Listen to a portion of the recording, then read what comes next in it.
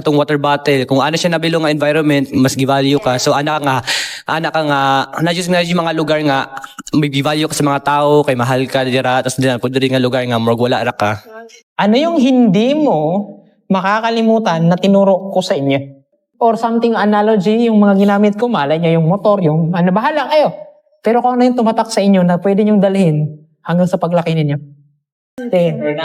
Is katong sa kamatis, sir, yung mga ikuan, may gibalot ni mo, may papel, nga, every person nga makailan ni mo is, yung nakay ginabago sa bago sa imong self, sir, para makisabay lang ka sila, para matanggap ka nila na, sir. So, by time nga, daghan na kayo magkuan, makailan ni mo, sir.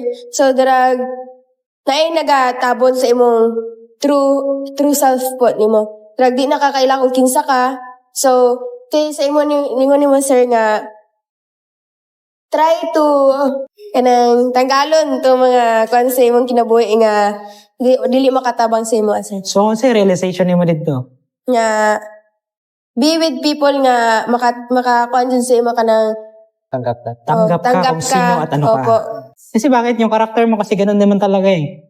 Kumbaga ikaw yung tao na basta masaya ka, kumbaga ka, kung anong tingin nila bahala sila. Yes. Am I correct? Okay. Ang importante kung ano ka, ipakita mo sa kanila. Kung gusto ka nila, di go. Yes. Pero pag ayaw, bahala kayo. Am I correct? Okay. Sir, Next! Okay, sir, sa daghan nimong gilason, duha lang jud ang ningtatak kayo sa kuha. Is katong first, is katong sa while nag-reach ka sa imong goal, pwede magbago imong mga plano. Pero kung nakakuha na jud imong goal, butang na jud dito sa taas, miskan mag-ilis-ilis imong plano, maabot jud to nimo. Tapos katupong about sa pipe, na miskan unsa kadaghan sa buslot, kung dili to nimo ayohon, dili ka makapuno sa imuhang dapat punon. yes.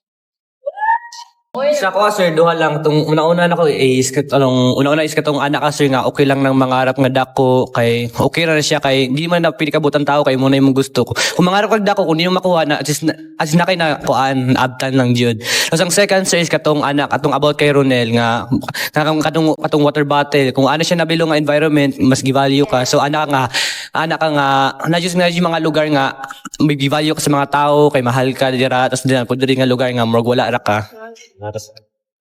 So, ibig sabihin, asa ka karon, madto. Sa environment nga give the value ka o sa environment nga give value ka? Value siya. Oh, next! Kung sa motor sir kay, di ba sir, if you have a dream, kailangan mo, lantaw ka sa future. Pwede ni mo lantaw ni mong past, pero dili ka pwede mo balik dito kay, dili man ang past ang madala para sa future nimo. Tapos sa future ka, kay naman dito ang resulta sa imong sa present.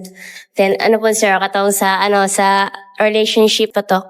Yes, if someone gani nga biyaan ka sir, dili ka dapat mag-worry kay dili man ikaw ang nawalan, sila man ang nawalan, di ba? Sila ang nibiya sa imo.